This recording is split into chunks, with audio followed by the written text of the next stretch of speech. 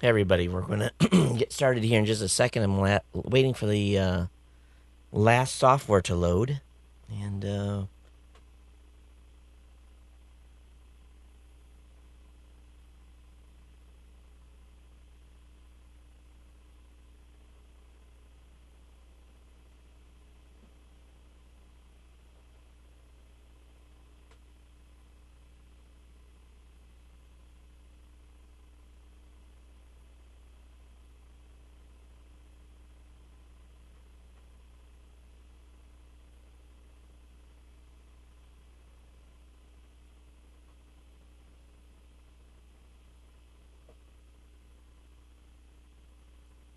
good morning, everyone. My name is Todd Cochran, and I want to welcome you to the third annual 24-hour podcast. And we are at minute one. And I have been awake just about 59 minutes at this point. And I'll let you know that I got about 10 hours of sleep. So if everything goes right, I'm going to be good to go here for 24 hours. We will find out as the day progresses. And someone just noticed in the chat room that the actual live page is on a different video stream. Everyone, just come on over to the main website at geeknewscentral.com. I'll get that checked out here over the next few minutes. I think we're going to have a great show lined up for you today. If everyone shows up that's supposed to show up, we'll have at least I'll have someone to talk to pretty much throughout the 24-hour period. Now, here's the skinny. You can participate as well during this 24-hour podcast. You can do so by dialing in to the TalkShoe call-in line, or you can use a voice IP app like Skype or so forth. The number is up on the screen. Just to sign up for a TalkShoe account, get over there, and that line is, I believe I got to start this thing. So let's go ahead and I'll start the TalkShoe line, and we'll see what happens with this.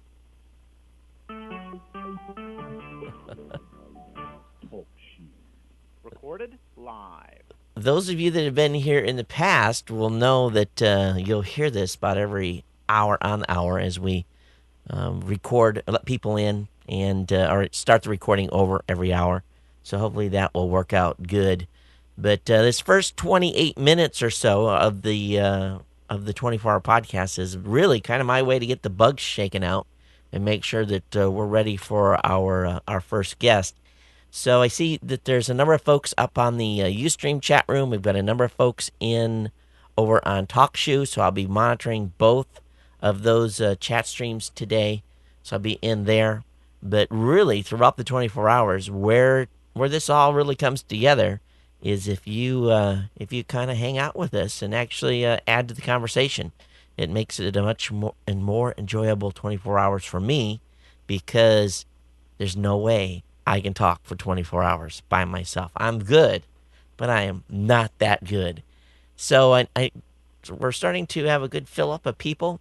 Let me make a little edit over on the Geek News Central website so people don't get confused when they go over into the live room, and make sure that they're able to actually get in and see the live stream when they're on that specific page.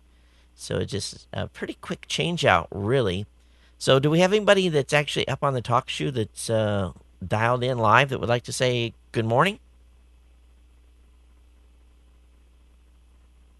I don't think there's anybody over there right now. So let me go ahead and update this page, and then we'll be ready to. I think all the pages will be set here, and I just got to do a little copy and paste, and to get that all fixed up.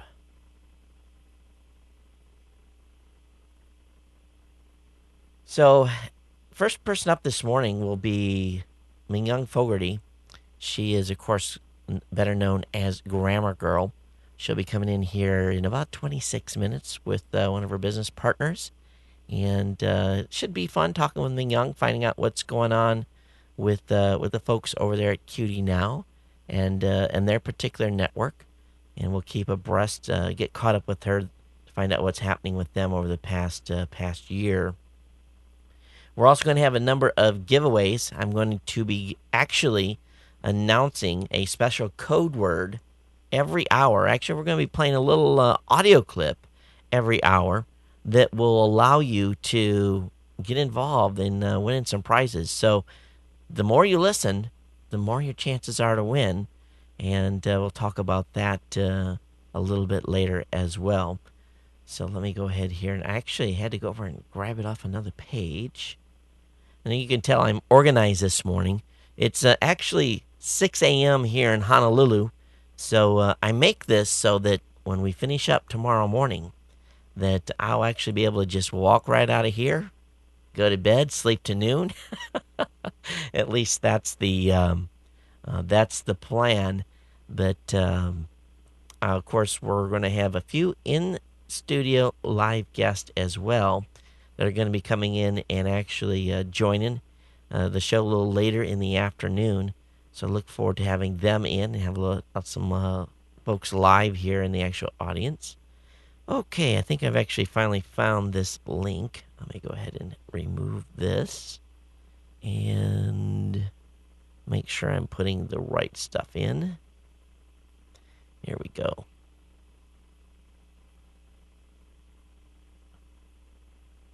Okay, the live page is updated.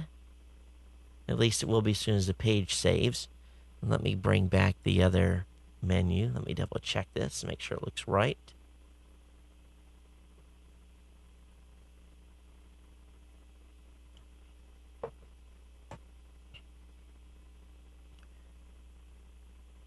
There we go. The live page is up now. So that's good. All right. Okay. Martin 3000 says he's got coffee, plenty of junk food for 24 hours.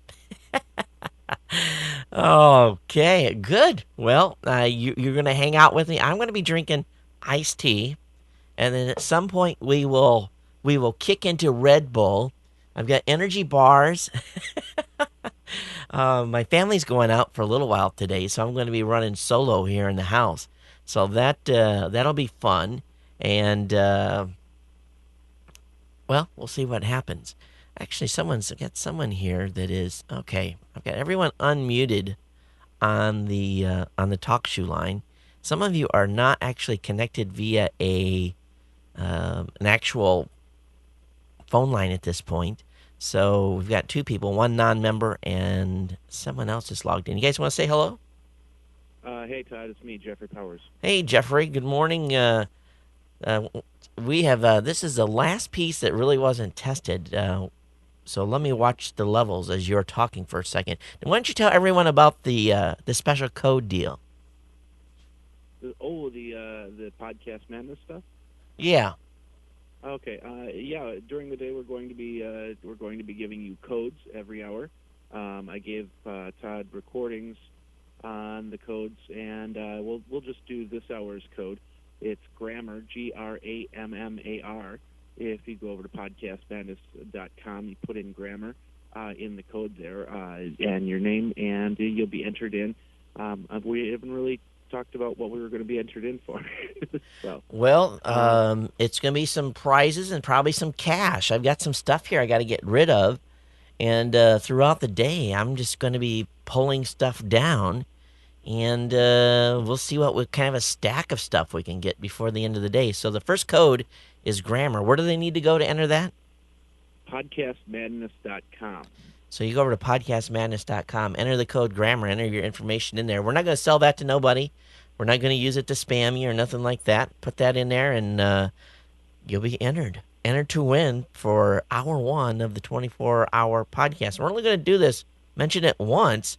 So those slackers that come in midstream or go try to sneak away for a little while, they will be they'll be out of luck. You know, the only thing I'm noticing today, Jeffrey, is that the line noise between me and TalkShoe is really, really bad. Well, And line noise for talk show is always FM quality anyway. So, yeah, and you said you noticed that you heard some feedback. That actually was coming from me because I have pumped through my system the actual uh, audio back and forth. So if anybody gets on to talk show, they have to turn off the UStream yeah, sound, or yeah. else it's gonna start echoing. And I'm sure we're going to deal with a lot of that today, as we're moving through. Now we've got another way for people to connect with us today, and this is pretty cool. Actually, I had to slide that slide over to a better location. The Ohanasaurus is up and online, and the Ohanasaurus is pretty cool. For those of you that are not familiar with the Ohanasaurus, if anybody wants to actually, we've got a few minutes before Mignon comes in. If anybody actually wants to dial into the Ohanasaurus, now if you, I'll have to probably add you if you haven't been added as a contact yet, but you can call in via Skype directly to the show. We'll put you on screen, and you got to be on video. If you don't have a video camera, it makes it no fun. You might as well call into the talk shoe line. But GNC Pod 1, GNC Pod 2 are the Skype names for the Ohanasaurus. And the Ohanasaurus is behind me here. And what we do is we'll bring you up actually live, patched into the show, and you'll actually be able to be seen. And if you get really important, and I really think you're special, then we'll bring you right up on the main page, just like that. And we might even give you your own little overlay. So I can bring in both monitors. And so that makes it a lot of fun to be able to do that. So I actually got to make a little adjustment here. There we go. Hide that taskbar so it's not up there. The other ones now. One thing I found as I was trying to get everything kind of dialed in so that there would not be any, I guess what you would call big hiccups, is that whenever I had someone Skype full screen on the Ohanasaurus and I drug my mouse, now what I've got using here is I'm using a little application. And let me turn to this. It's called, I can't even remember what it's called. It's called Synergy. As I would drag my mouse, because I'm using one mouse and one keyboard for both monitors, as I would drive Synergy through one computer to the next, and basically that's how you transfer from what screen you're using. You don't have to push no buttons or anything like that. Is you drag through, and it would make the screen go minimize. So the person that was up full would, go from full to shrunk.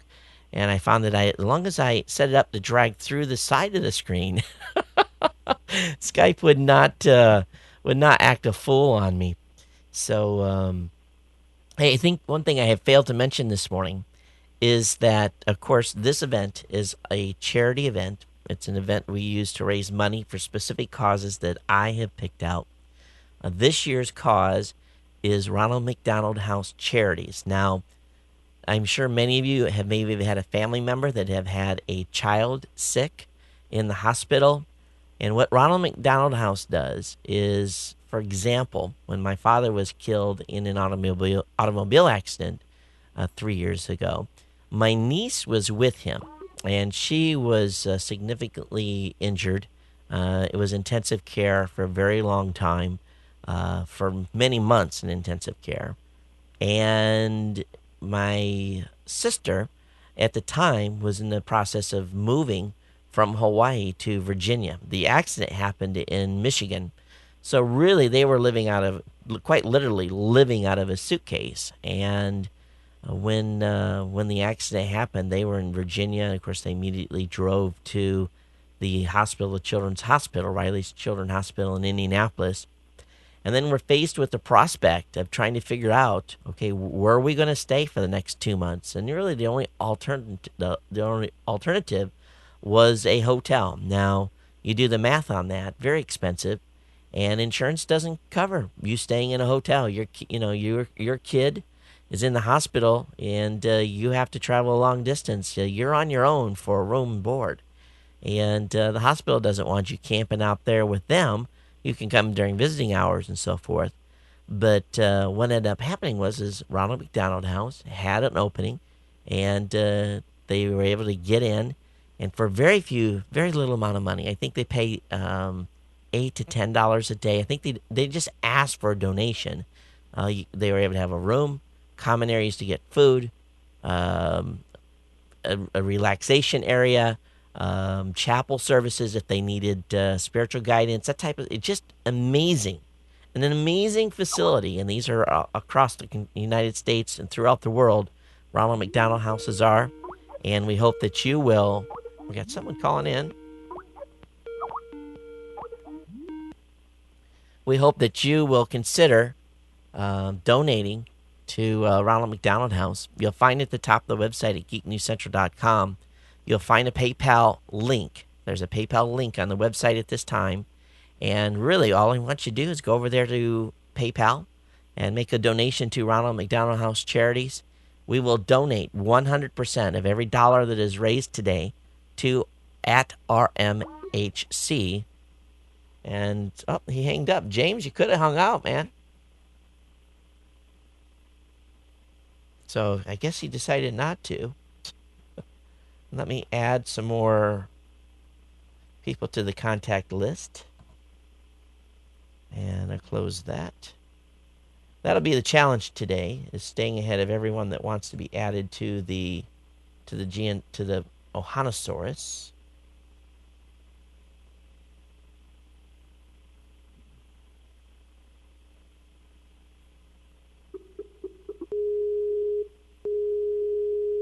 And that was me dialing Martin by mistake, but it's okay.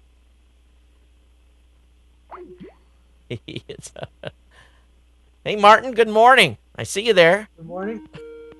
Hey. Hang on, we got another call. It's actually afternoon here in Dublin, Ireland. Oh, that's right. You're in Dublin. Yeah. So thanks for coming in, hanging out on the 24-hour podcast. Yeah, it's good. I really like it. I didn't get a chance to see the 24-hour podcast this time last year, so making up for lost time. Well, it should be a lot of fun. We'll see how well I hold throughout the entire event. That will be the challenge. And as you can tell, I'm still got morning voice. So what do you think of the setup here? How we've got Ohanosaurus tied in? I think it's excellent. Really, really looks very professional, I think. Do you do a podcast, or are you just a listener of the show? I'm just a listener. Okay, cool. My biggest challenge today will keep from looking back at the camera behind. I don't know. This idea came from Leo Laporte over at This Week in Tech. He's actually got a quad setup where he actually has 4 machines, and it's kind of unique on what it takes to get this going. I have actually 2 breadbox-sized computers that are essentially feed an S-video output into the TriCaster. I feed that into channel 5 and 6 on my TriCaster. And then the audio is a maze of wires that you don't even want to see. Now, we actually can feed video back as well. I feed a video feed back into, and I do that through 2 ADD converters into a FireWire port on them. So in the current configuration, this thing can't grow without me spending a lot of money. But I tell you, to be honest with you, the whole rig, the 2 monitors were about $90 a piece. The 2 computers, grand total build cost was under. The cases cost more than all the parts. I think was a total about maybe $150 each, so $300 on the 2 computers. 2 monitors are $500, and then the ADD converters were probably the most expensive piece in the pie. So just about $900 or maybe even $1,000 to do 2 channels, and then plus there's some buffers back there to make sure that we don't get any crosstalk on the audio. Because what happens is that you come out of a computer output and you try to put that into a mixer, and there's a resistance mismatch, what causes really noise and noise, or not noise, but it's just not good what it causes. It causes an offset in sound. So, and you So if you have like two people talking at once, that's a bit tricky to manage. no, what I've done, and actually because the mixer I had in here 2 weeks ago was a 12 channel mixer with a um, basically it has two channel out, had two channel inputs. Basically, I can separate channels on it, and it didn't have enough channels. I needed three separate channels, so I had to upgrade to a 16 channel mixer, which has four channel inputs actually, or aux sends, and so I have the dial-in line, which is going through the Telios bridge. So I'm actually dialed into TalkShoe via hardline, and that's on a long distance plan that's unlimited. So they're going to love me today because we're going to burn 24 hours straight. And then the the mixer itself has the two Skype systems being patched in along with the hybrid. So I can actually, the folks that are on the um, TalkShoe line can actually hear you without any crisscrossing of signal. So if the other Skype caller calls in, we can all talk at the same time and not have overlap. So yeah, lots of wires. You don't want to. Maybe a little later we'll show a tour of the gear that's included, but just a basic rundown here is we got a little time. One machine's recording audio. One machine's recording, basically handling all the video patching. So I've got a full 6 channels. I can go from my far camera over in the left-hand corner. I can go to the camera that, as the folks from Light Panel said, this is the money shot camera. I can go to the camera 3, which brings in the direct view for the Skyposaurus. Camera 4 is behind us. And matter of fact, you can actually see part of the monitor that you're actually in right now. So that's showing what's going on recording wise. And then I can actually move that particular camera to different locations. So I can actually switch it to different views, and I'll give you guys a little bit of a overview of what the actual studio looks like. It looks kind of cool behind here, but there's really not a lot. I've got a shade here that's going to be used to block the light during the day. Of course, there's one of the light panels, 2 cameras there, me over here, and then you guys will see that there's a little light all the way to the right. Well, actually, there's a camera kind of obstructing the view, but what that light there does is through a little magic, it will actually cause you guys to be able to see the front of that cabinet over there, to see what's actually in there. If that light is off, let me show you what happens when I turn that light off. See, it gets dark. You can't see what's in there. It's backlit, but you can't see what's inside that. So really, all we've got in here for lighting is 2 1x1 light panels, a flood and a spill, and then we've got this little side micro panel that is actually filling that. So overall, and then I can actually even bring up the screen. I can actually bring up a browser in that screen. So if we want to show something in a browser today, we can do that. All I have to do is pull this into the frame, and if I want to send that to home, I can do that, and we can actually show something on the screen today if we want to do that. So yeah, TriCasters are pretty cool. You find them over at newtech.com, and you get ready to hurt your credit card. That was my big purchase of 2008, and I don't want to have to buy one of those anytime soon. So that's kind of how the setup goes. And I actually tried to draw it out on a piece of paper on what it would actually, what the actual, the total rig wiring diagram was. And I'm going to need to get AutoCAD to do that because there was just no other way for me to bring that in. Actually, let's do this. Okay. Well, we've had a couple of people add on GNC Pod 2. And if anybody else wants to dial in on that, how many folks we got up on TalkShoe right now? Looks like we have about 3 people on top. Yeah, 3 or 4 people over there. Do you guys want to say hello? Those of you that are in TalkShoe?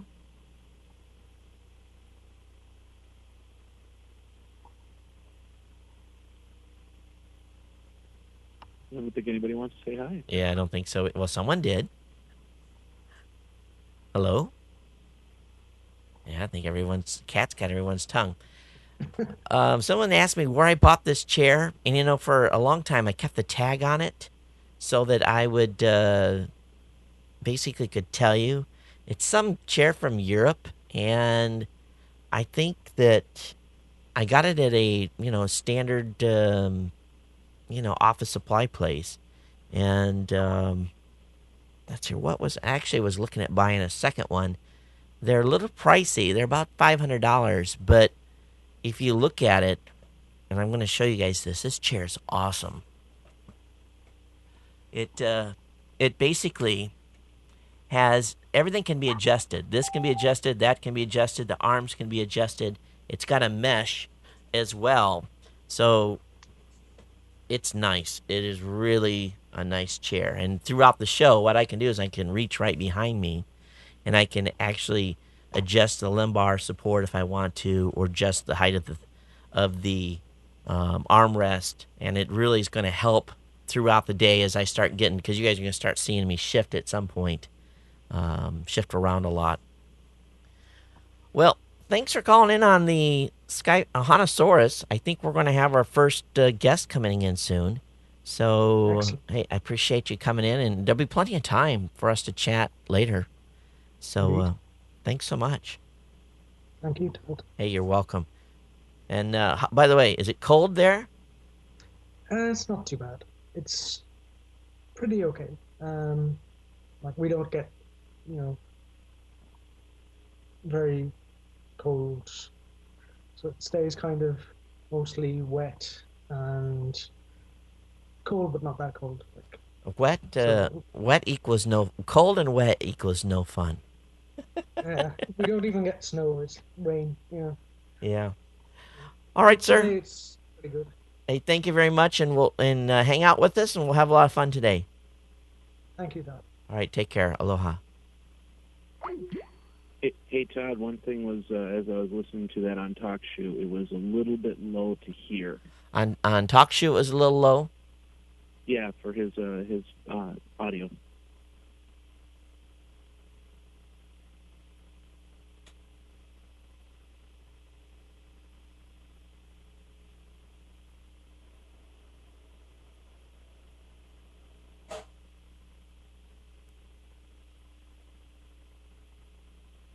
All right, that should help drive it a little louder. So, Okay, I'll stick around for I'll stick around all day, but for Mignon on TalkShoe, make sure everything is hunky and dory.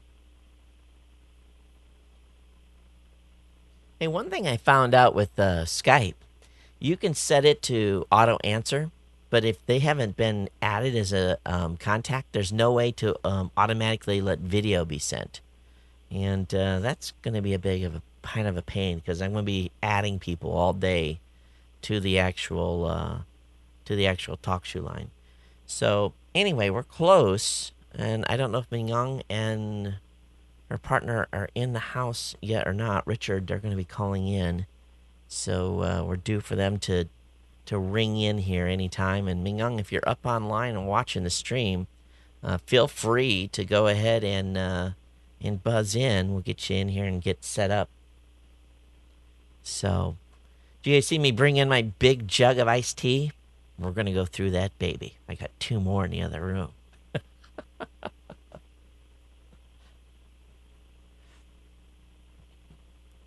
Yeah, I saw some folks on TalkShoe are actually listening to the stream. So, am I using Windows 7? No. XP. Actually, this machine's Windows 7. This machine here, where I'm basically controlling everything's Windows 7. And then I have a Vista over here actually monitoring everything. So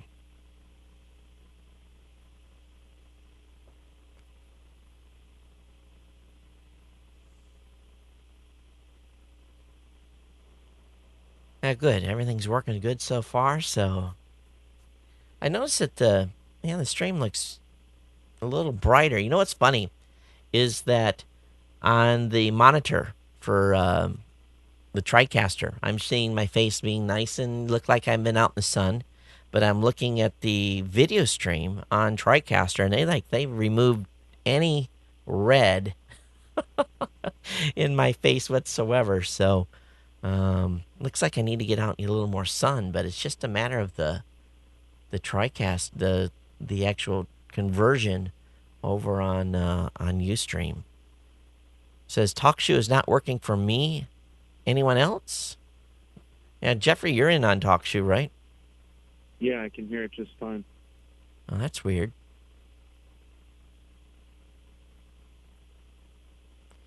Yeah, Lonnie's saying he's having trouble. I don't know why.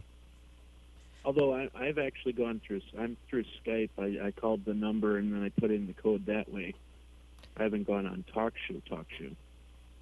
Oh, well, yeah, you're just dialed into the number via TalkShoe. I don't know if does TalkShoe have an actual application that lets you load and actually talk without having to dial in via Skype. I haven't been on here in a while. They used to, and they actually had a chat area and everything, if I remember correctly. Here comes Richard.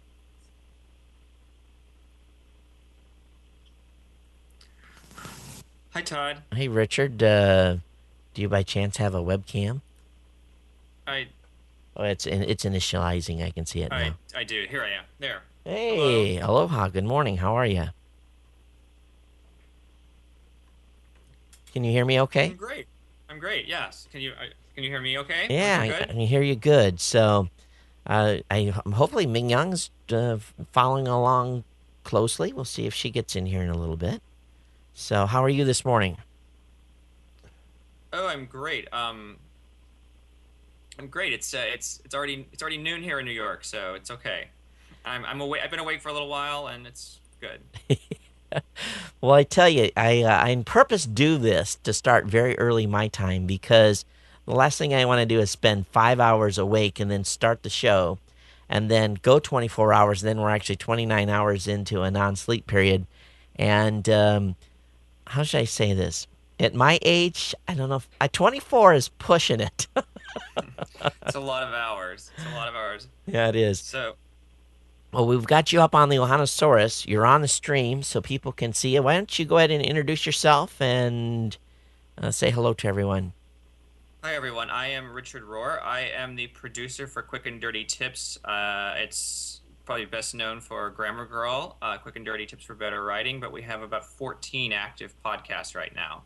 And we'll soon be adding a couple more in late December, early January. So you might know us from iTunes or any of the other major podcasting portals. We have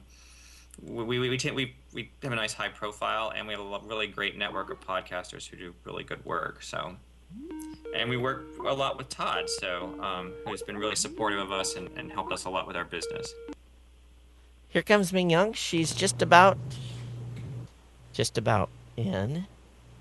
Hello. Hey, we can hear you. So, Oh, hey, Todd. hey, good morning, Ming Young. How are you? Great. How are you? I'm doing fine. Are you? I'm seeing if are you going to activate your video side? Oh, I thought I had. Let's see. Well, here you come. I can see you now coming in. Oh, great. Okay. Hi. Where it's going to initialize, and what this will be. This is cool. So, yeah, we've it's amazing how a plan comes together. It's still initializing. Hopefully, we see you in a short second. It's doing a little swirly thing. There you are. Hi. Good morning. We've got Richard on the other line, so hopefully you guys can hear each other. I can hear and I can see. So good morning, Mignon. Hey, Richard. So Richard was just telling us a little bit about Cutie Now and, of course, your network of shows. And, you guys, for those of you in the audience that have not listened to any of the shows over at Cutie now, at Quick and Dirty Tips, I guess that's the best way to say it. Yeah, I don't know. Or the Quick and Dirty Tips Network, or how are you guys actually referring to the whole body of shows over there? I think We it's fair refer to to it say as we call it the Quick and Dirty Tips Network. And at some point, we're going to have like the Quick and Dirty Tips TV network. We're going to have the Tech Podcast TV network. This whole thing is I think little by little is moving video. I know that you guys have been talking about doing video, and I don't want to focus on that. Maybe we'll talk about it a little later. But I know the following that you all have, and it's simply amazing. What do you think is the and I don't know if you want to give me the formula or not, but what is the formula for your guys' success? I mean, it's like you guys, every show you put out, it really hits and it works and it grows and the audience numbers are amazing. What is your secret? Mignon, you sort of invented the formula. You should probably talk a little bit about that, since you created the template that we've followed ever since. Okay, well, Richard is responsible for launching the new shows now and picking the new shows, so I think he has a lot to do with the success of the new shows. But when I launched Grammar Girl, I found myself listening to shorter podcasts, and I just heard a click. I hope I didn't lose you. You're still here.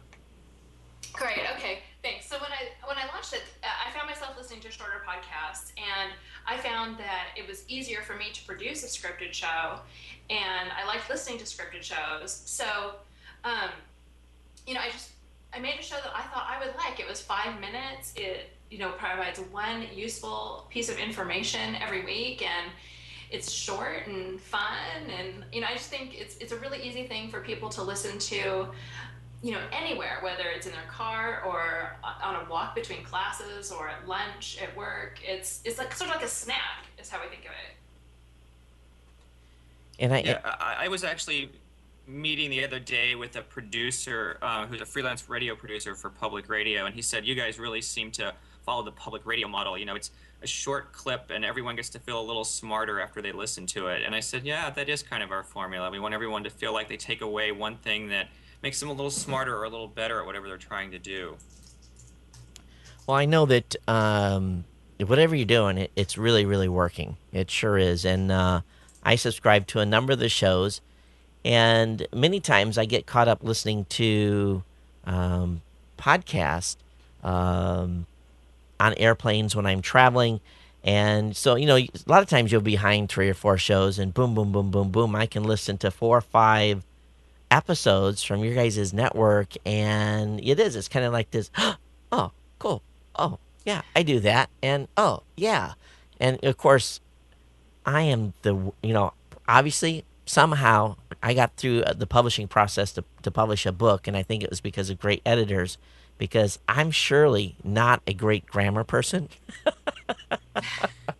And I write as I think, and it is sometimes missing words in between. And so yes, Mingyan, you've helped me little by little become a better writer. But you know what I always mess up? What? There and there. Oh, I know. People ask me about that all the time. And you know what the difference is? It's a pronoun problem. So we make nouns possessive by adding an apostrophe s, but pronouns aren't made possessive with an apostrophe s, and that's why people get confused. They think they have something like there or your or we're. It should be with an apostrophe, but it's different because it's a pronoun instead of a noun. So if you can remember that difference, then maybe that will help. Well, I don't know if there's any hope for me or not, so. Todd, you can do it, Todd. I know you can. I sympathize because I think spell check has ruined me for that. It doesn't flag it. I always rely on spell check to catch me, and there and there doesn't get flagged. So I'm always sending out emails with that misuse of the pronoun version. So I'm with you. And I get bashed. I get hate mail from people. They're like, I love your content, but you suck as a writer. I mean, they just bash me. And I'm thinking to myself, and and plus on the podcast, I have these Toddisms, and when you're doing an hour and 15 minutes live with you can't stop, you can't edit, you can't, take a word back. All you can do is laugh at yourself, because I've never done an actual word count on how many words a minute I'm speaking, but I'm going through a lot of content fast. And, the brain will misfire. I'm sorry. It just happens. Well, that's why my show is scripted.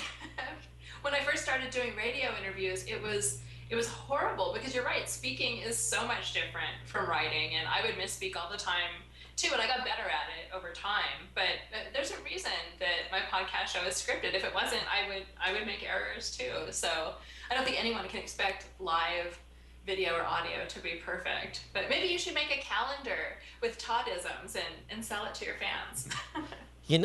That's a very good idea. That really is. I ought to do that. I was Honest talking. weekend. I was talking with Andy McCaskey, and he has um, really for 5 years. He has every night scripted his show and released it. And he spends as many hours producing his single 3 to 5 minute or 5 minute, 5 to 7 minute show that I do for 75 minutes. And so I'm probably with the video now, I'm probably up to about 4 hours is my production time. That means sitting down, doing the research for the show. That's about an hour. Getting everything kind of here in the studio arranged. That's an hour and 15 minutes. And maybe it's, a little take here or there. Then an hour and 15 minutes to record. So we're up to 3 hours essentially. And then 30 minutes or 45 minutes to get everything published and put online. And so 3 to 4 hours is my window. When he told me that he was spending 3 to 4 hours, um, 4 hours of time doing a 7 minute show, I was flabbergasted. And he says, it's killing me. And I said, Andy, I said, something's got to give. I said, if it's not fun, what do you do? Do you go to a lower number of because he does a show every 5 days a week, and I know, it's crazy. he's made the decision to go to 3 shows a week, and I've encouraged him to go free flow for one show, but he's got a certain way he's put the show together. That's very hard to change if you've been doing that doing that method for a long time. It's very, very hard to go free flow. And some people just can't do it. They refuse to do it. Yeah, I just started doing YouTube videos where they're not scripted, and it's very hard for me. And at the end, I say this wasn't scripted, and there may be mistakes, but it's the only way I could do video. But it's hard for me to get used to sending it out when it isn't always absolutely perfect. And people don't realize how much time it takes to script a show. And we have professional copy editors who go through our scripts. Richard, why don't you talk about Emily a little bit so people know what goes on behind the scenes? Yeah.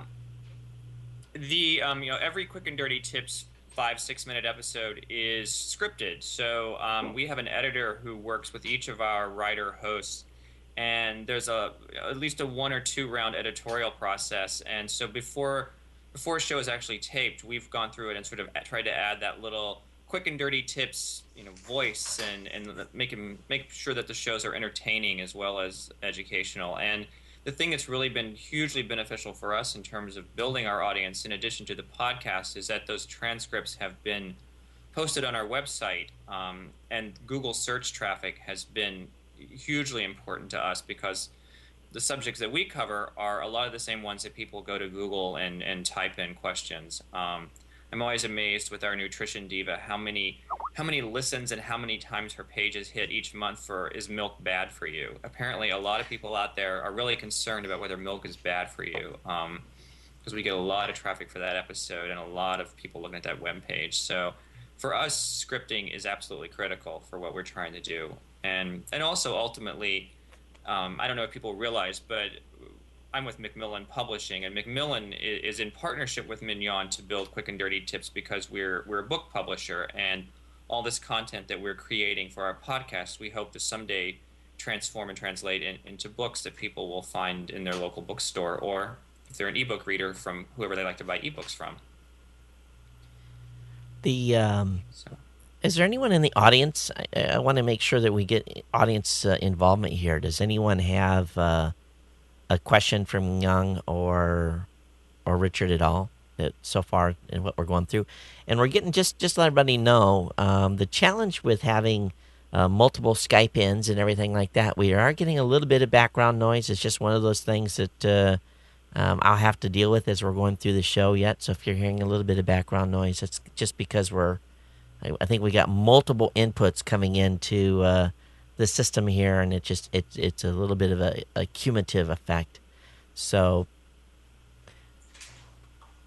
and everyone's kind of complaining about UStream right now. They're saying the video is buffering a little bit, and that's one of the challenge of doing with these live events is sometimes if the service isn't running at 100% capacity, then you can have a little bit of a buffering for some of the folks.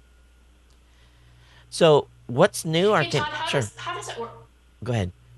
How does it work with UStream? Is it archived so that people can watch it later, or is it only live? It's archived. I'm going to record basically each hour. The first one will be a 90-minute recording, but after that I'll do 60-minute recordings for each section. Cool. So, all right. So what's coming with you guys? What do you guys got planned for the new year? I know that you're going to be doing some special shows. Can you talk about any of that or special segmented shows? We have a couple of things coming up. We have one new show that will launch in December, which is going to be sort of the grammar. It's going to be for math what Grammar Girl is for writing. For all those people who somehow made it through school and didn't master math, we're going to have a Math Dude podcast. And then in January, a lot of our shows focus on the kinds of topics that people make those New Year's resolutions about. So for people who want to lose weight, our Nutrition Diva is going to do a whole series of episodes on all the different kinds of diets that people go on and how healthy they are and why they work and whether they'll work. And she's going to talk about that for the month. And then our Winning Investor show is going to do a whole series of episodes for the very beginning investors. So if you've never done anything more with your money than a checking and savings account, he's going to tell you how to start an investment plan and grow your wealth. So we're going to be doing those in January. And then beyond that, we're right now in sort of very advanced talks with people about doing podcasts on fitness and on wine. So a couple of fun things coming up there too. Is your math dude, is he available for tutoring? I don't know. I think he could probably book up all of his time. It's very funny because our editor, who edits all our podcasts, she's sort of the perfect audience because she's one of those. She has a math phobia, and when I first talked to her about editing this, she's like, "Oh, I really don't know." And I said, "Well, that means you're perfect for it because if he can teach you, then he's just right for the audience." I've got 2 college classes left in a degree that I've been pursuing, and they're math classes. So I'm, I took everything else I needed for the specific degree, and they said, "Oh, we need you to take." And I'm like, I took these low level math classes before, and it's one of those situations where the college just wants a little more money, and so you have to acquiesce to them and take those classes. I'm just dreading it. I really am. It's just like torture. So We're also working on a Grammar Girl iPhone app that we hope will come out very soon, within a week or two. So how's the we're process? working on that too. How's the process been on that? How is how long? Can I ask how long you've been waiting with Apple? Actually, the Apple approval process wasn't very long at all. It was maybe 2 or 3 weeks. And actually, just finding someone to make the app for us took months and months. I think we've been talking about it for a year, and off and on we tried to find someone, and we couldn't find developers. They were all so busy. So we just recently partnered with Wizard to put out the iPhone app. So we're working on that, and just getting that system up and running in the back end, and just getting it all working. And it's going to have bonus content every week. So not only will I be producing the Grammar Girl podcast, but there'll be a bonus piece of audio that goes out with it. So getting that extra content and just getting the system working has taken much more time than the Apple approval process. Now, this is probably a sensitive question, but are you guys going to be able to own the code to that? I don't think so. No. Yeah, that's my concern about, that's my only worry. And why? I hope Wizard does. I'm hoping that they are able to have a good turnaround. I'm hoping that they have some profitable quarters coming ahead. But I'm just, what makes me nervous about locking into or going into using an application that is held by someone else is, what happens if they, gosh, I don't even want to say this, but what happens if they, if their viability is not good, and that Well, it's worries me, it's totally feed driven. right? So I'm hopeful that if something were to happen, that it would be quite easy to just transfer the feed to Right. us. It's not really. I guess there is code on the back end. Yeah. I don't know. Well, once it's I'll up, find then you're out. safe. But go ahead. Yeah. It was just so hard to find a developer. I mean, Well, we tried and tried and tried, well, we've and, been and we couldn't find a I, developer. we've been going through the same I challenges. have to say, Todd, the whole mobile app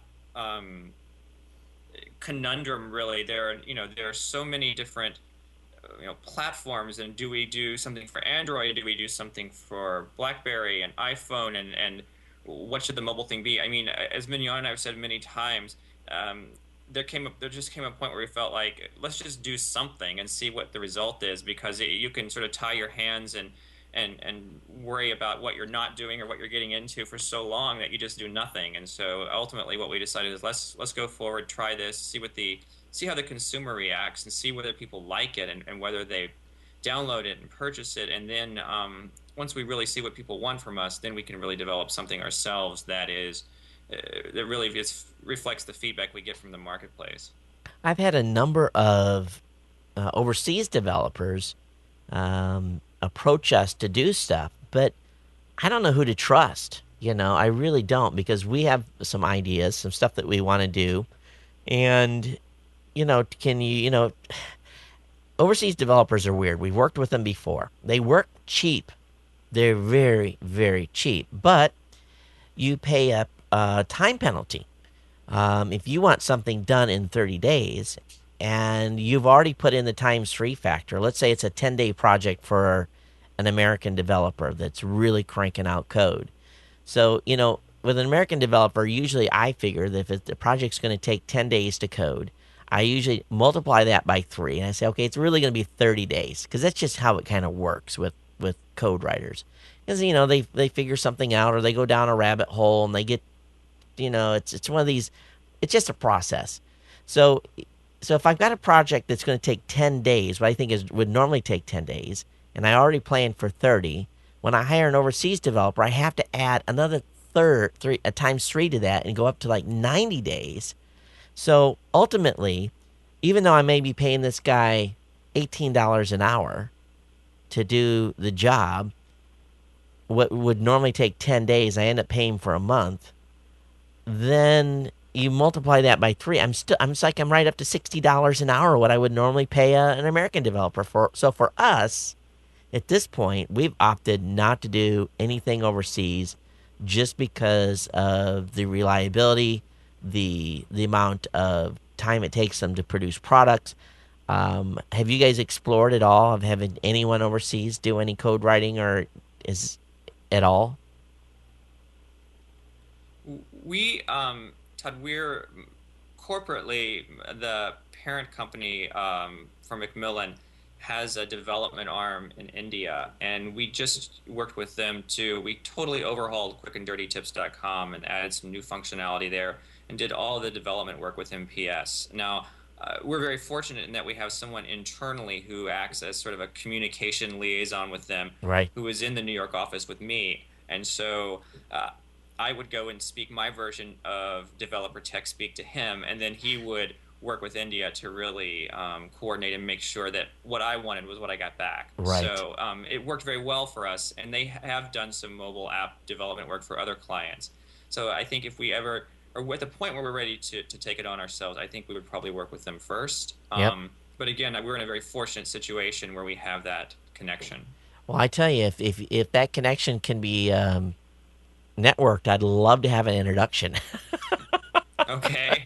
Because All a right. lot of times it is a just finding someone that has a good reputation that another company trusts. That's part of it too. That's a big part of it. The back end to our shopping cart that we have at Blueberry was 60% built by a third party overseas. And when we got it, basically we had laid out an amazing spec sheet for it. But what we got back, and even though we communicated with them, was we did not get back what we thought we were going to get. And we ended up having to rewrite 50% of the code, which, we could have done the thing to begin with by ourselves if we knew we were going to be facing that. So I guess maybe my experience has been jaded, but I'm glad you've had a good experience with your website design. Yeah, and it's not even Well, when necessarily I a say cost good, I thing. I mean, mean, the group with Macmillan has done a dramatically better job on the technology side than the U.S. group we worked with 2 years ago on our first site. So, Yeah, I mean, they've just done a much better job. that's cool. So show growth this year. What do you think about? What are you guys seeing on your side? And of course, Richard, you and I have talked about this a little bit. I saw an simply amazing amount of audience growth come through mobile devices, primarily Blackberries, starting about July of this year. Have you guys seen a bump on mobile stuff on your side? we have seen some. I've been looking at the numbers, and I know you and I talked about the maker of one app for BlackBerry, Pod Trapper, Right. and we've been working with them some and have seen a really nice bump from them. That's good. Um, for us, our audience is still a very high percentage of it does come through iTunes, but we are seeing much more this year through some of the app services for BlackBerry, and also we work with Nokia internationally, and we're seeing some nice growth from Nokia as well. Well, that's good. And I've had good Nokia traffic for a long time. We actually 2 years ago at the Consumer Electronics Show actually worked with them and got a large percentage of the Blueberry network up on the Nokia devices, and we've always seen a healthy amount of traffic from them. But it got kind of amazing. We were seeing more traffic off BlackBerry than we were off actual iPhones, and that was the thing that made us sit back and go, "Wow, this was just a whole," and it was all brand new audience. It wasn't folks that were just migrating over from listening on their iPod, or it was really truly new audience members. So it was pretty amazing. It really was, but I think it's Yeah, I just going mean, to grow. and we're also hearing, you talked about video early on, and we still haven't reconciled ourselves to where our position on video should be or where we should be in relation to programming on video. But all of these streaming devices for television, the Roku, and all of these kinds of things. I mean, I'm very curious. There are now some app developers who are setting up partnerships to stream the podcast video content, onto television. And I know it's a PlayStation. I forget which one. Or the Wii. Some of those devices also are working with people to stream video podcast content. So I'm curious, Todd, what's your take on that, or where do you see that going, or how big can that be? Well, um, I've announced my strategy pretty publicly on my show. And I guess I'll sum it up this way. I've spent a lot of money to invested a lot of money to bring the studio up to at least this level. At some point, I'm going to move the studio to the garage, quite literally. We're going to build a studio in the garage. And being I live in Hawaii, it's not, I would love to build a separate building. But with land prices costing, a 7,000 square foot lot will run you $500,000 for a lot. Obviously, I'm not at that point where I can invest that kind of money to buy a lot to build a new studio. The land, building the building is cheap. The land prices is what kills you here. So I'm going to do with what we have. And I really, truly feel that there's about a 2-year window here. I want it to be ready and have the process refined so that as we approach a couple of years from now, that this show has as big of an audience on the video side that it does on the audio side. I'm not going to sacrifice the audio audience at all, but doing the video portion, obviously, folks aren't going to watch my particular podcast an hour and 15 minutes. They're not going to watch just me. There has to be more action going on. There has to be stuff switching in and out of the video. There has to be something for the people to interact with. And that's the thing I'm going to work on next, is making the show so it's more enjoyable to watch as an actual, I guess at this time, still term it a video podcast. But I really think that what's going to happen is like you said, these devices like the Roku, where Sony's going to be coming out with IP-based television sets where the actual Sony TV is going to be plugged into an Ethernet connection. And when that happens, Sony and all the other companies are going to be rushing. And I think you're going to see a major swell of devices that are being sold in the next couple of years, and you're going to have smart TVs.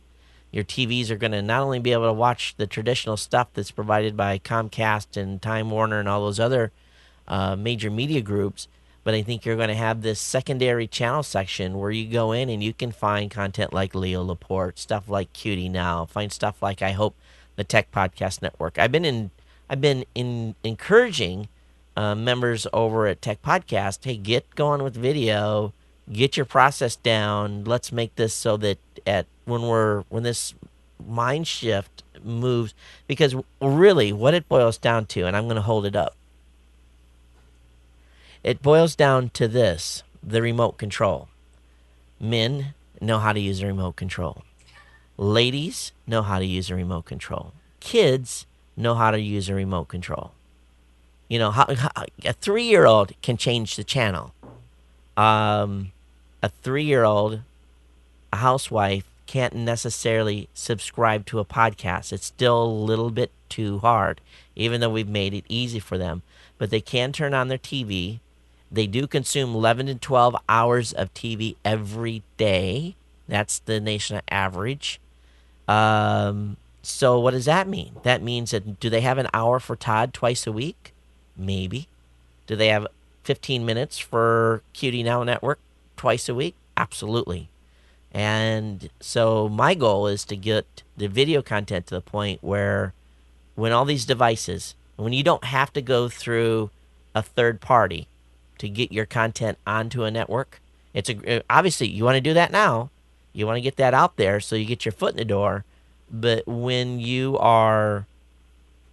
these devices get smart and they can subscribe to Geek News Central through their Sony TV via direct link on my website, that is where we're going to make this thing change dramatically. And we're going to go from 1 million listeners. Now, right now, my show audio audience runs about, between 125 and 150,000 listeners per episode.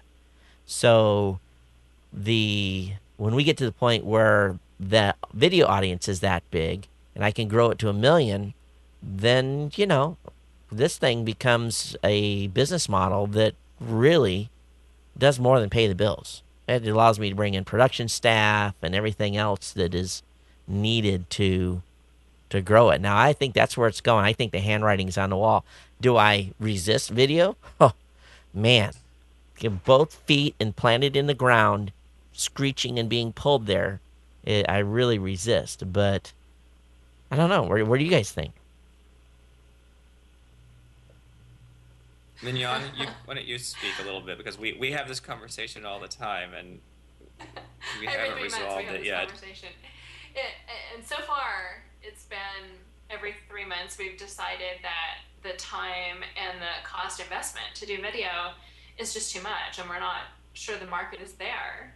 It just doesn't seem. Every time I've done a couple of video podcasts on the Grammar Girl feed, and every time I do, it's taken like 30, 40 hours to do one 5-minute episode, because with what I do, it has to be scripted. It can't be free form. And I mean, part of it's because I just don't know what I'm doing with the lights and the cameras and the sound and the editing. And, it gets faster every time I do it. And like I said, lately I've been playing around. I got a new iPhone that has video, and I decided I was just going to go for it and do quick videos where I'm, holding the camera up myself, and it's, very unprofessional, but I'm putting it out on my YouTube channel, which is The Grammar Girl, and that seems to be getting a pretty good response. But I don't know if that works for TV, like what you're talking about with the Roku box or Boxy or anything like that. I mean, if people are watching it on their TV, I think they may have a higher production expectation than they do when they're watching on their computer. And I guess that's just, so far we have decided it's not worth the investment, but we watch it very carefully, and we want to be there when it happens. We're concerned, but I guess we're not. We're a little bit risk averse. Yeah, and I don't even know that's part of it, Todd. But the other part is that we have been very selective in picking people to write and record for us, to make sure that they do have both expertise and the skill set to deliver in a compelling audio program. And in finding those people, they are spread from Alaska to Florida, literally. And so trying to think how we would handle it. It's easy enough with audio production to do that. They can turn in an audio file that they record in their home, and it's of a quality that's good enough for the podcast environment. But imagining how we would handle that with video is much more difficult, because that does require a caliber of production. At least we want it to, if we're going to put the Quick and Dirty Tips name on it. And having people that far flung is a problem for us. So I think ultimately, I basically rolled the dice and spent the money, because I figured it's taken me a year to get to this point, and just putting the lights in was a major deal. I spent $2,700 on lights, and that's big, when you go out and you think looking at 3 lights in a room and $2,700, it's ridiculous. But I think that for me, it's always been a just go ahead and do it, and let's see how the chips will fall, and I'll work out the details later. And there's stuff that's I'm learning, and I'm doing a few tricks. What I thought was going to take 10 hours to get the video up is turned into relatively a short period. And this is kind of how I'm tricking the system right now. Is it perfect? No. But what I do is I record on Ustream. I record the video. I try to get the end stops. And again, this is not edited. I hit stop record. Ustream does their encoding of the flash. And by the time I get my show notes all written and done, they've got the embed ready for me. So I can bring the embed into my blog post. So that way when I post my podcast, the audio feed is ready to go down the iTunes and all the other stream points. Those that come to the website will see the video flash embed, and also at the same point, I can go back to the Ustream site, and they have a little button on there. It says publish to YouTube, and I go blink, and I publish to YouTube, and they send the video to YouTube. I wait to the morning, and I get up, and I go over to YouTube, and I actually edit the video that's been pushed over there. I put in a little bit of a show note mention, and I'm up on YouTube. Now, in the meantime, the TriCaster has recorded a 23 gig video file for the 75 minutes that I have produced, and I've got to get that down to a manageable size, under a gig. So I compress that with a little commercial off-the-shelf program, and it usually runs about 800 megs. And I take that video and I send it to Blip, and then the video's up on Blip, and then I distribute to the sites that Blip distributes to. At some point in the mix, I'm going to add a process to where I distribute to more video sites, but I haven't gotten to that point. But what that really has done, production for me, and again, because I don't edit, the production time has went from, well, it's been simply a couple of clicks of a button of a mouse to make the video go the couple of main places I want it to be. And what I thought was going to take a long time to get going is probably added 20 minutes of production time. So no, I'm not spending 30 hours of editing. I can't. To do this and make it work and be in that, so that I'm getting paid less than minimum wage for doing it. I can't edit. I don't even edit my audio podcast. So, it's definitely a difference in production value. So you guys, obviously, because you spend a lot of time doing that editing, you guys are getting a much bigger bang up front in audience size, and you grow your shows much, much quicker. Whereas, I add a few percentage points to the show every month. So I don't know. There's 25 different ways to skin the cat on this thing, and what's perfect, I haven't got a clue. Do you find, what's your video traffic been like? Do Yeah. you find that it's even remotely worth doing? Not at this point. Yeah. But every month, every show, the numbers increase. And it's not a lot. It's not a lot between Blip and Ustream. I think the most people have watched it is like 250, 300 times. But it started at 20. So, and now that people know that it's going to be there, okay, so what is it going to take to get to the type of numbers I want it to be? I don't know. Will it ever? I don't know. So what I'll have to do is go ahead. You need a kitten. The other day, I saw a YouTube video that had a kitten that had 4 million views. So you just need to bring in some cute animals, That's what you need for ratings. Yeah, bring in a cat. Yeah, sure. Our mascot to the show or something. Yeah, maybe what I need to do is do the audio show separately, then go buy one of those outfits. That probably I'm giving away a good idea here.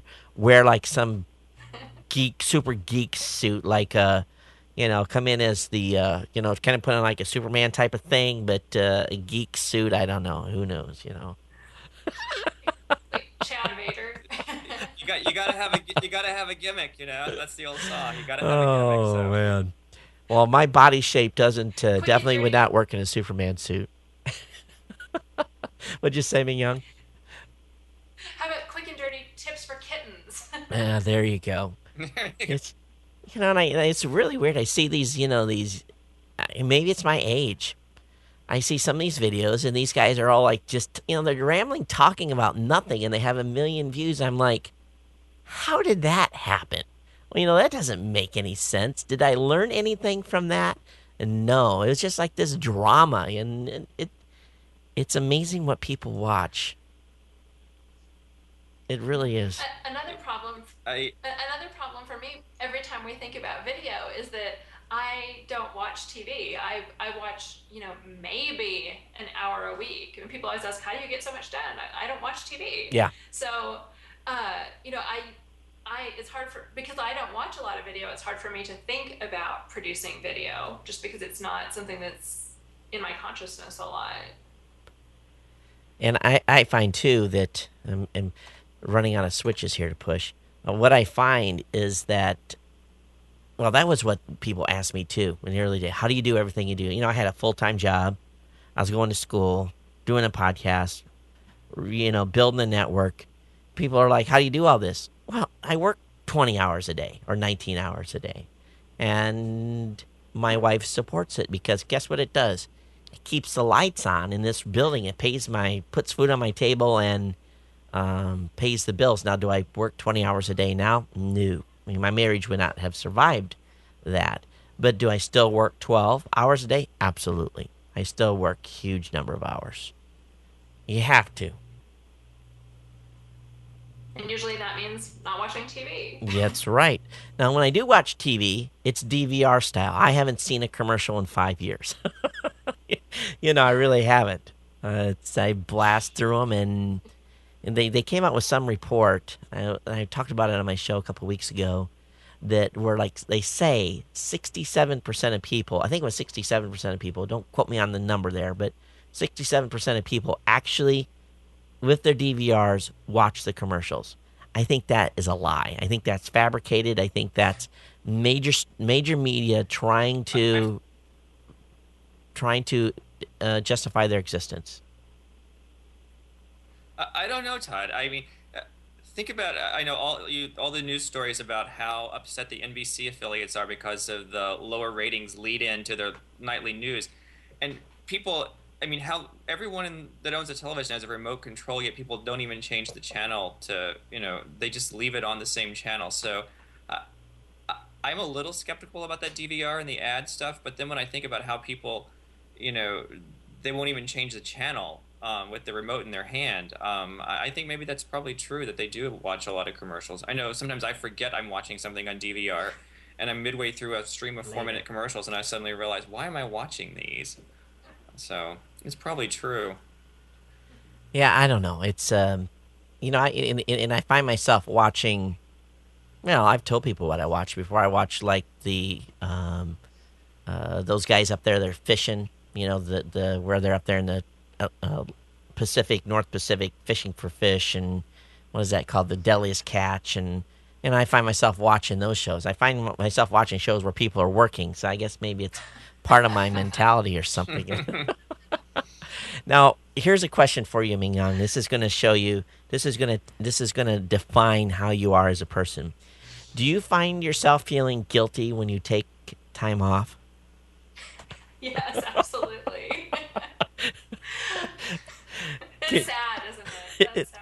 It's I'm supposed to go ski. I'm supposed to go skiing on Monday. There's a big snowstorm here, and my father is a big skier, and he's been harassing me for a year to go skiing. And I finally acquiesced, and I'm going to go on Monday. And I'm like, I don't want to go. I was like, I have stuff to do. Yeah. Yes. I had a bunch of stuff that was under deadlines yesterday, and I was faced with a small emergency that I had to deal with, family emergency. And family comes first, don't get me wrong, but I was in a mild panic because I knew I owed someone stuff by noon Pacific, and the deadline rolled by, and I was like freaking out. So I'm at where I was at, and I text the guy and I said, "Listen, I'm dealing with a family emergency, and I can't get this to you maybe by 3 and send." And I forget people are accommodating, and it's not all about business. We're people too. And he came back, "Oh, it's no problem, dude. It's no worries. If you need to get to me by Monday, it's fine as well." But I'm so deadline oriented that I'm sitting there having a mild panic attack because I'm not getting something in on a deadline, even though I shouldn't have been worrying about it. So yeah, I think we all take stuff too serious. I know I do. I don't know it so much as feeling guilty about taking time off. I think sometimes it's more of a problem of overcommitting because our industry is so exciting and there's so many things we could be doing. You know, I'm constantly aware of the opportunities that I'm letting pass by, and I say yes to almost everything I can. And then like you say, I owe people things. We have deadlines, and I think it's not so much that I just love to work all the time, but I get myself overcommitted because I get excited about all the opportunities that are out there. And then when I commit to something and I owe somebody a file or a script or something, I take those deadlines seriously, and I get myself in over my head. And then when I feel like I can't meet those, like you said, I have almost a panic attack. And it's not so like I don't love to work. I like to have fun. I think they've talked about cloning cats and cloning sheep and stuff like that. Man, sign me up. Sign me up to clone 3 of me, but they got to figure out how to do the brain transplant first. They got to figure out how to make the because I need like 3 of me. But you know how I hard it know. is. You know how hard it is to find good help. Find someone that you can get trained and get them up to speed, and then hopefully pay them enough that they won't go somewhere else. That's the hard part. It really is. And finding someone you can trust. Yeah. Because they don't have you're just a paycheck. And for me, to find the right person is probably at my stage right now is to find the right person that's willing to essentially be married to this as much as I am. I want to, when I have a brainstorm at 10 o'clock at night, I want to be able to call somebody and say, let's move. And I don't want to have to wait until 7 a.m. But, I guess if it's 10 o'clock, it can wait to 7 a.m. But it's just the way it is. Yeah. And I Todd, just you live lost. in one of the most relaxing places on the planet.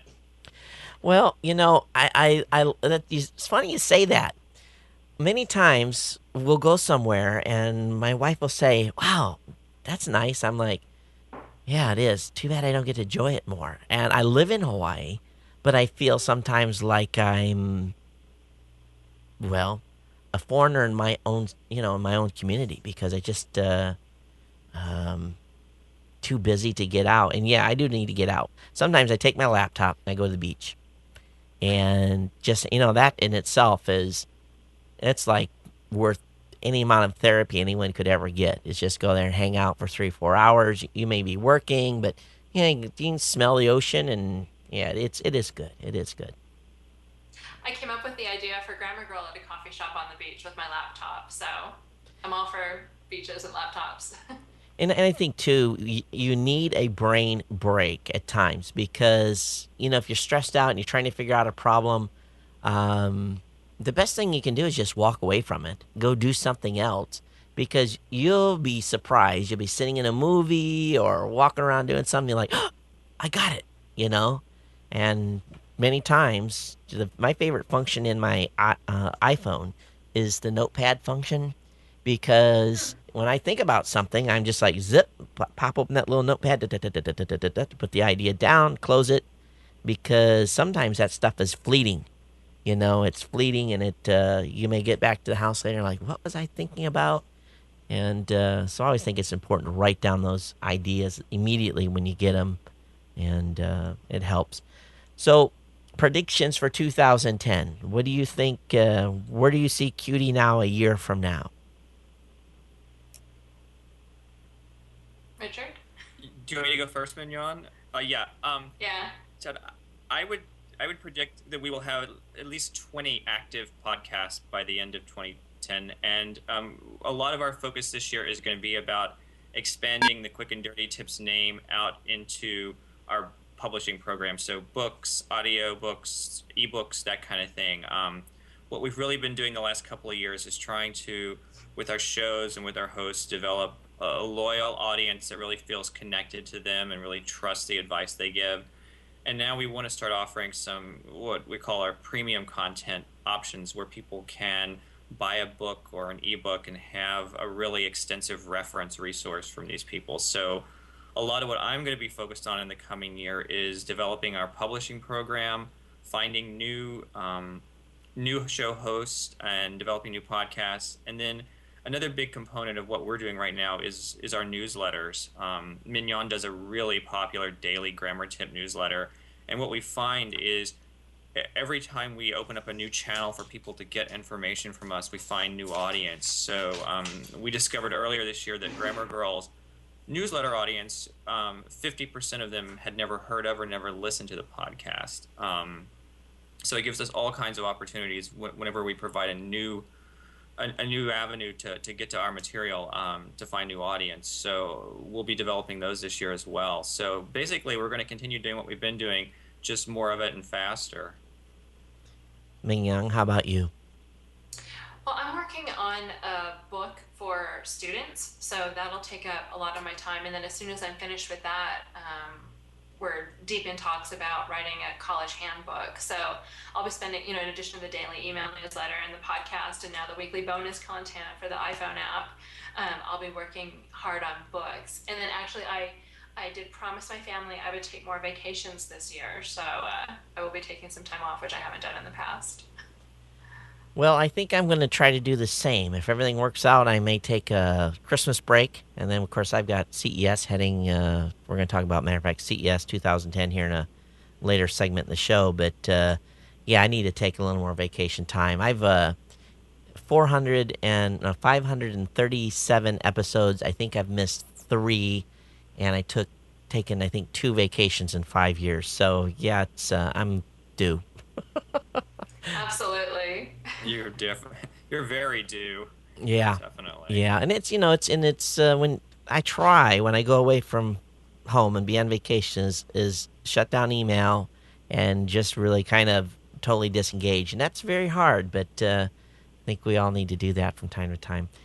Well, we're almost at the bottom of the hour. I want to thank both of you hanging out with this. Grammar Girl, Ming Yang, why don't you go ahead and give everyone a plug on where to go to find your shows and how to subscribe and all that good stuff. Thanks. Well, you can go to quickanddirtytips.com, and that's where you'll find all the great Quick and Dirty Tips podcasts, including Grammar Girl. You can sign up for the email newsletter there in the sidebar on the left. I think that's still on the left. And yeah, you can subscribe to our podcast there as well. When you're on any episode page, there are links where you can subscribe to the RSS feed or go straight to iTunes and subscribe, or just get the transcripts. So we try to make it really easy to subscribe and get all our content. And that's quickanddirtytips.com. All right, Richard, I know you do some stuff over there too. What you actually do a show as well, right? It's kind of a secret, isn't it? No, I don't do a show. Oh, I thought you. No, I don't. Mignon one time said, "You should do a show," and I asked her like, when during the week would I do a show? I'm busy all day every day. I don't know when I do one. The only one I'm tempted occasionally.